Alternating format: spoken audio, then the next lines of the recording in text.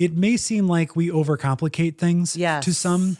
Yes. But the point is, sometimes you have to break things down to understand them so you know exactly which lever to pull. This has got to be the kicker. 23rd, I got an 8.8 and my blood sugar was on that reading down to 64. Right now in this household, we are Team Sardine.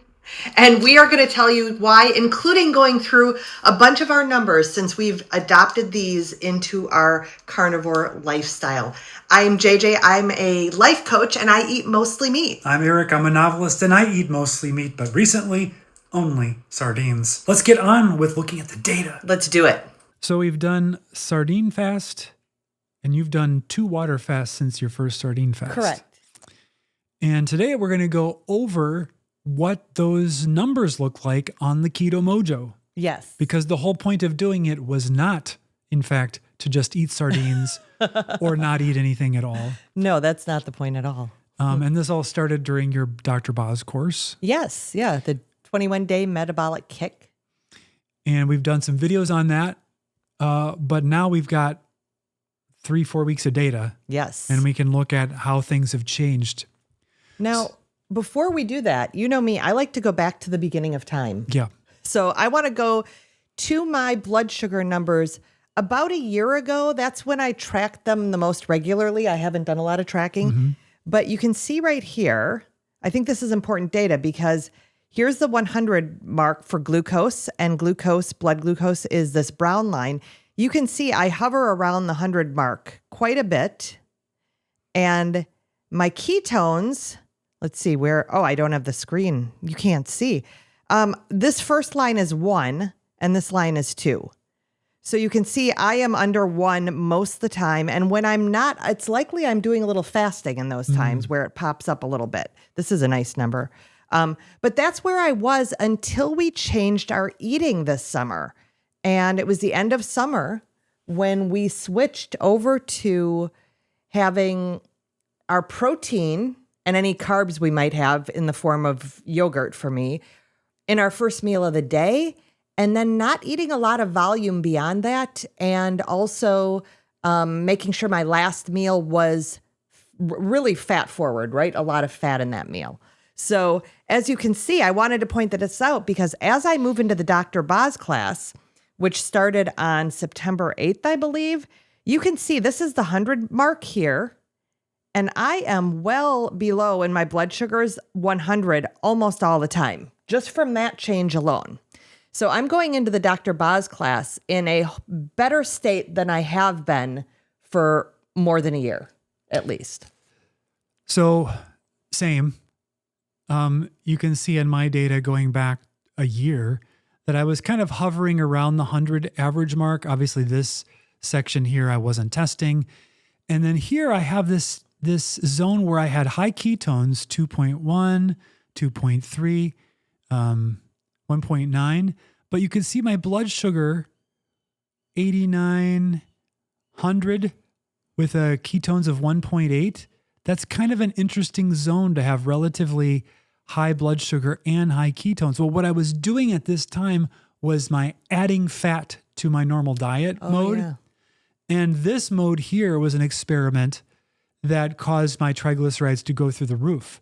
Because while I was getting the ketones way up, the blood sugar was not coming down to where we now understand it really needs for healing processes. And we realized too, this summer again, that you were adding fat to your already large protein meals. Yeah, that's right. And that is where we think it went sideways for you. So let's zoom into more current days.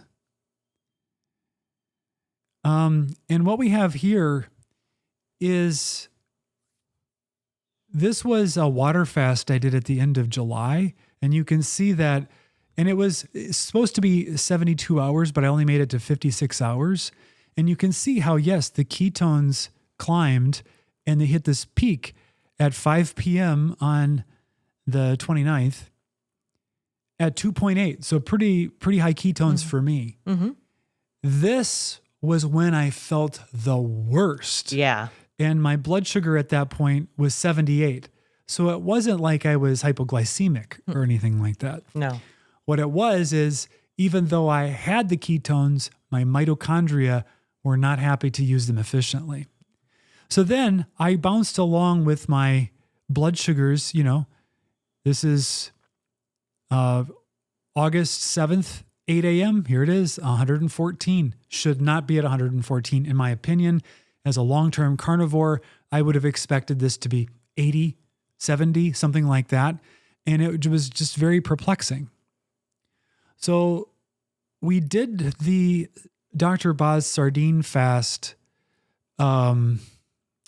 starting on September 14th. So on here, that's right here.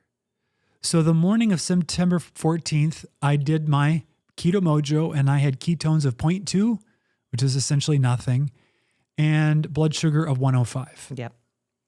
And then I did the 72-hour fast and I checked my ketones and blood sugar probably twice a day or so.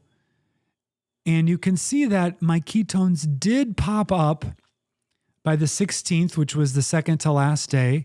And that's an afternoon reading, though. That is not that's the that's first an thing in the afternoon. morning. And then later that night, ketones had dropped. Now blood sugar was improved because it was below 80.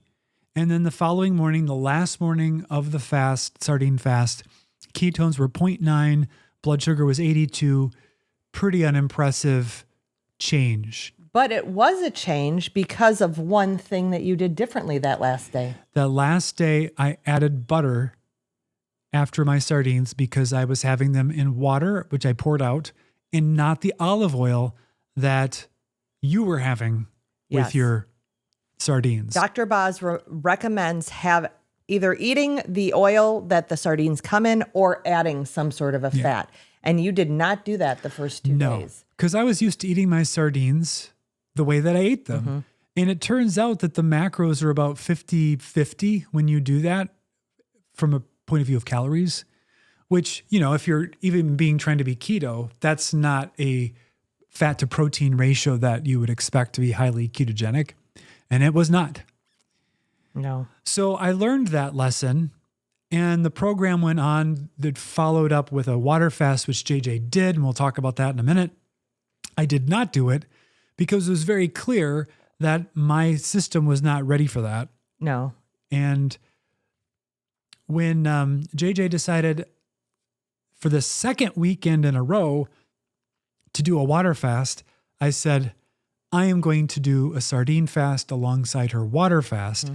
And this time I am going to match the macros in my sardines that she had with hers. She had King Oscar and olive oil. I was having Wild Planet and water. So I added about 1.5 tablespoons of butter with each tin that I ate. And I did not limit how many tins that I had. Each day I had about 5 tins. Now, let's go back in time a little bit to when I did the sardine fast, because my numbers were dramatically different having that. Okay. Again, I was coming in with better blood sugar control than I've had in a long time. And you can see here on the 14th, that first morning, or that first evening, this is. Let me go back to the morning. All right, so right before the sardine fast, I had a blood glucose of 94. I started it that morning with breakfast. And let's see where my ketones were. Oops, wrong day. There it is. They were 0.6. So not much for ketones.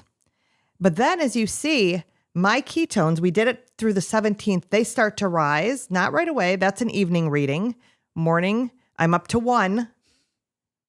That's an evening reading. Morning, number 2, I'm up to 3.1. This is an evening reading, I'm guessing. Yep. And then here, my last day, my ketones are at 6.7. And let's just dip down to the blood sugar. It was down to 49. And you felt fine. And I felt fine. Yeah. So that was my first sardine fast. So again, even though I was coming in pretty good, 80s blood sugar, 0.4 ketones, the difference is dramatic for me compared to your numbers. Now, you didn't feel that great during the sardine fast because you were having a reaction either to the sardines or the olive oil. Mm-hmm. And so you didn't get like a supercharge out of the high ketones. No, I did not. No. But I didn't feel, other than the sort of allergic reaction I was having, I didn't feel brain fog. I didn't feel low energy. I didn't feel anything during the sardine fast. Did you feel low energy during that first sardine fast? No, I felt the same as I always feel. Okay.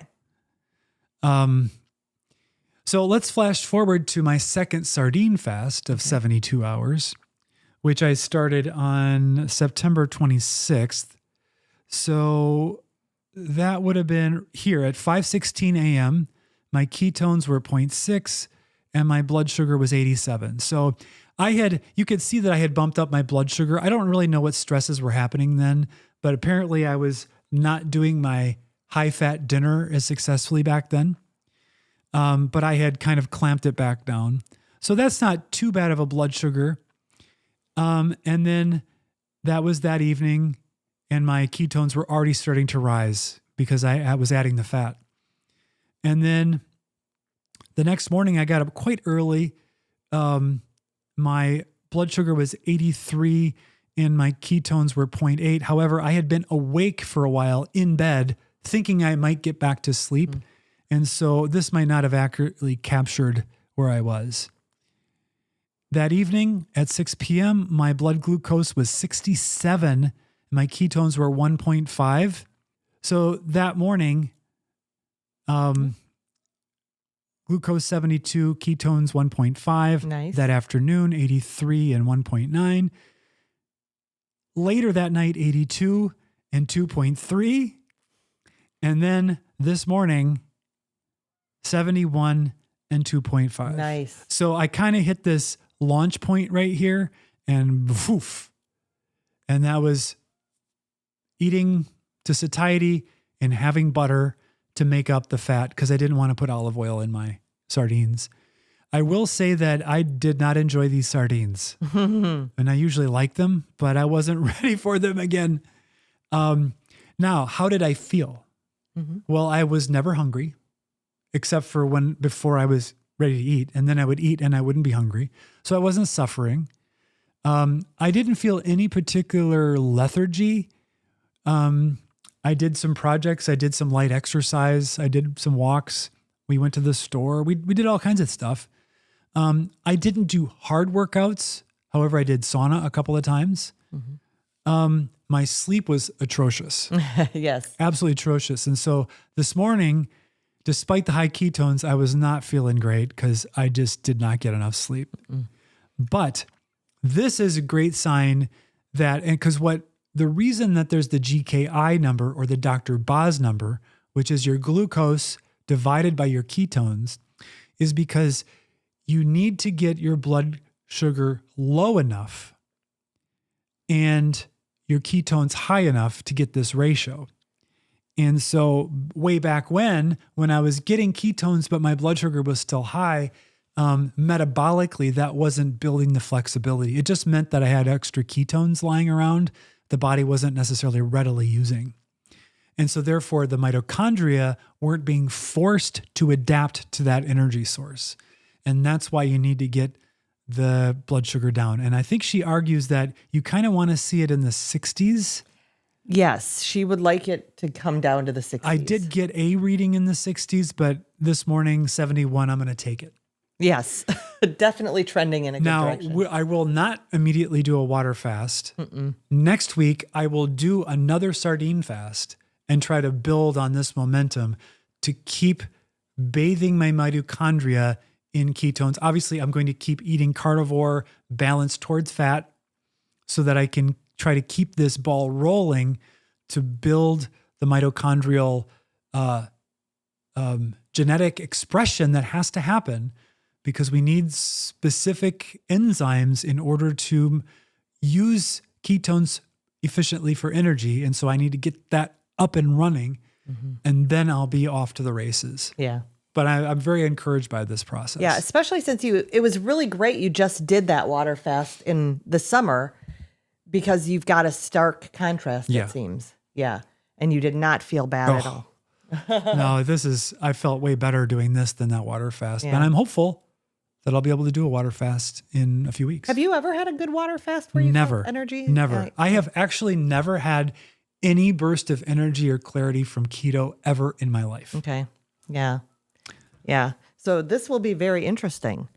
Now, for me, since that sardine fast, I have had pretty, blood sugar is in the 80s along here. And my ketones have been up here. Let's see. Here's between 2 and 3 most days. So ever since that sardine fast, I feel like I sort of hit a new breakthrough for now anyway. The body will always adapt though. The body will always adapt. So I won't always see this, which is why Dr. Boz recommends doing fasting or other types of metabolic stressors regularly. But you'll see I started my second water fast on the 20th. Or my first one, sorry, my first water fast is here on the 20th, and it goes through the 23rd. 2020. So my ketones, 21st, and here, 22nd, and this has got to be the kicker, 23rd, I got an 8.8 ketone. Again, I felt fine. This was my morning reading. I felt fine. And my blood sugar was on that reading down to 64. So it was in that sort of sweet spot that she likes to see for mitophagy. So and this super high ketosis would be alarming for someone who had diabetes. Yes. Yes. Because that would signal ketoacidosis. Yes. But in you, it was nothing. It was nothing. And I've heard other carnivores speak of this, especially Nisha will talk about how low her blood sugar goes and she feels fine. Did you feel especially fired up or blissful or anything? I felt very blissful, usually in the evenings though. The evenings, just incredible calm and peace. My energy was spot on. A matter of fact, one day you told me it was too much. Like, put down the computer. But it doesn't feel manic to me. I just feel highly focused. And then water fast number 2, which we just broke here, started on the 26th. There's my reading right before I started. You started I started at a 2. Yeah. That's crazy. I'm telling you. Yeah. The sardines were amazing. And my, what day was it? 26th. I started at an 87. So blood sugar has been pretty consistently in the 80s. But you'll see as I fast, these last numbers, it goes down. And I was consistently in the 60s here. And you can see even in the evenings. In the evenings too, yeah. And my ketones were 3.5 yesterday morning. Today, they were 5.9 right before I broke my fast. And my blood sugar was 64. So that's crazy. Yeah. Yeah. So again, that sardines for me was a real breakthrough. We learned that the fat is really necessary from you doing sort of your A test and me doing a B test. Yep. Even though we're different metabolically, it seems like that. It was really the case. And for me, I felt like I was coming in with some decent numbers already. So they've only improved since then. Yeah. I dropped a couple of pounds during this. I did weigh myself, but it wasn't really my goal. And I'm not surprised because I was eating way less, just mass. I was eating fewer molecules. Yes. Yes. And for me with weight, I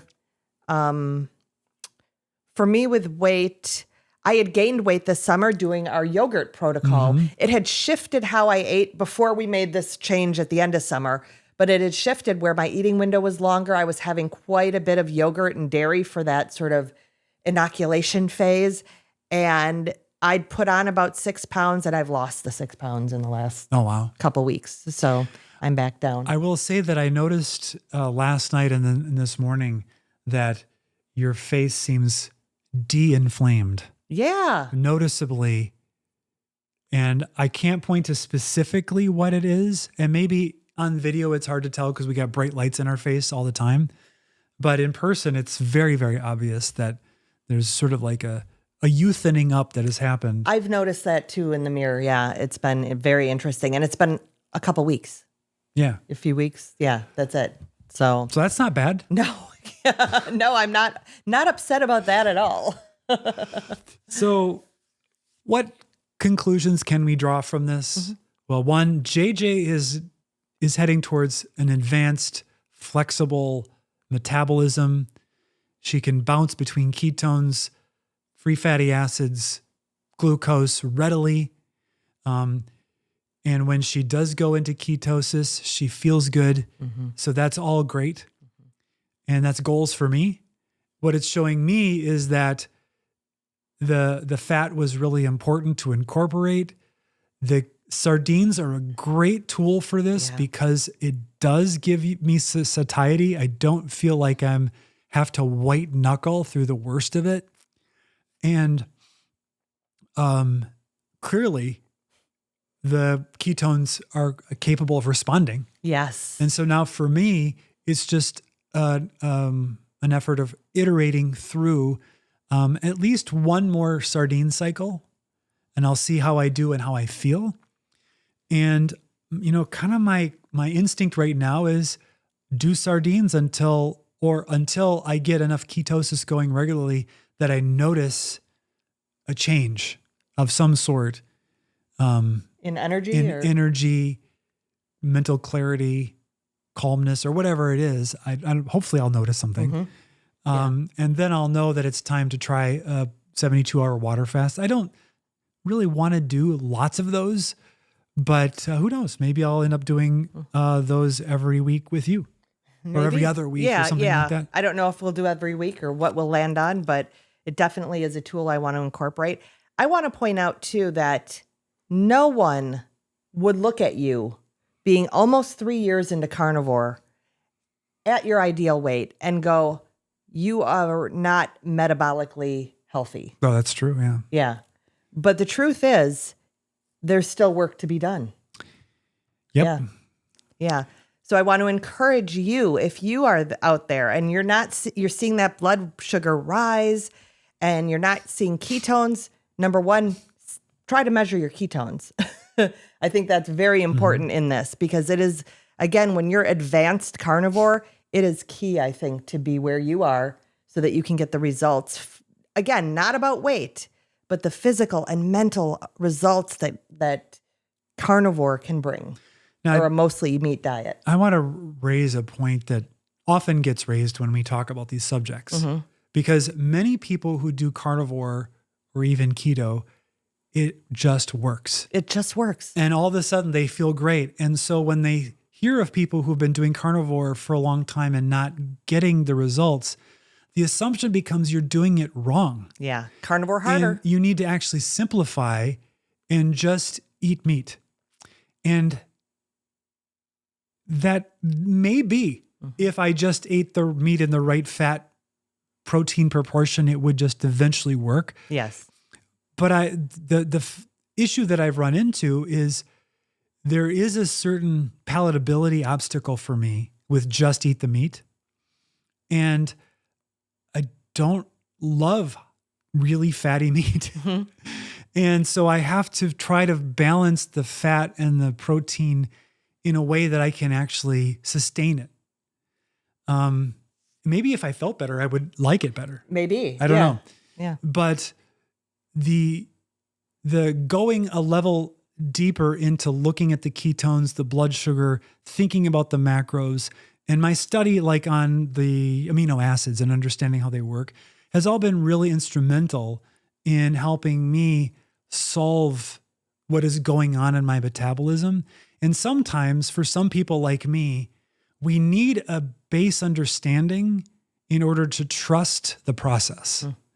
Because I'm not a trust the process kind of person if I don't understand what the process is doing, which is very frustrating with people who are trying to teach, mentor, or help me in any way, because they're just like, just trust the process and see the results. And I'm like, no, explain it to me in fine detail. And I am completely skeptical. Go. Well, that's not a stance of success. However, when I do it to myself and I say, okay, Eric, well then learn it. And then I learn it through effort. Then I believe it. And then I'm able to do the process like the sardine fast or eventually a water fast. So I just think it's really important that it may seem like we overcomplicate things Yes. to some, Yes. but the point is sometimes you have to break things down to understand them so you know exactly which lever to pull. And that's how I view it. Yeah.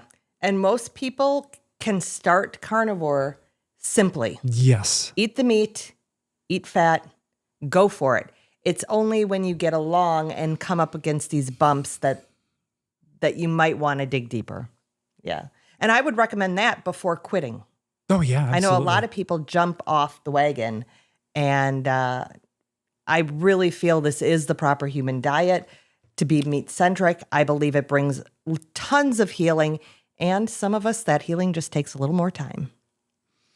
So with that, Every day stronger. every day more blessed.